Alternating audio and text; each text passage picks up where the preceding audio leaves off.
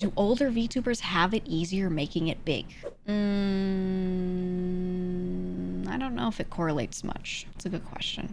Yeah, not enough data, right? But out of the small pocket of people we have that have made it, it's not that many people. I think out of them, a good number of them are older. Yes. But yeah, survivorship bias, but also what age? What do you consider older? The younger you are, the more likely you are to be able to connect with a younger audience, which is good. You know, having a younger audience, that's arguably the biggest audience there is on a lot of these platforms. If you're like in your 30s, there's also a lot of people around that age range that want to watch things on Twitch too. So I don't think that matters that much. But the younger audience tends to be more rabid in fandom. Like they care a lot about people who aren't them and what's going on, whereas the older crowd is more like worried about their own lives. So if you're talking about like monetary success, then maybe, because if you capture a younger, or it's the opposite rather, if you capture a younger audience, they'll be more willing to spend stupid amounts of money on you, which is a little scary because I don't like the idea of like me, for example, like taking young people in my audience and being like, yeah, I know I could sell to them. Like, you know what I mean? That's a little spooky.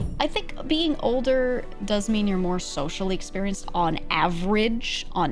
So maybe being older, you're more likely to make it because you're just better socially. You're going to be better at networking. You're going to be better at not being in your own head, blah, blah, blah. But I also think there's not as much correlation with age as you think. I think it's just experience level. So someone who's young but has worked a lot of different jobs, someone who's young but has so much experience dealing with difficult people and difficult social scenarios, like they're just gonna do better, you know? It's like you can say there's a correlation, but I don't think it's that strong. I think it's more like how experienced the person is in life. But at the same time, when someone's not experienced at all and their audience knows that, a lot of people like to watch that too. Some people like to be a savior, right? They like to feel like they're helping someone who can't help themselves. It makes them feel really good. Some people like to make fun of someone. Oh, you don't know how to do shit, you stupid idiot, haha. And that becomes the chat dynamic, and that can be really successful as well. Some people don't want that. Some people are like, I want to watch a functional adult so I can feel sane and support that. You know what I mean? So there are audiences for everything.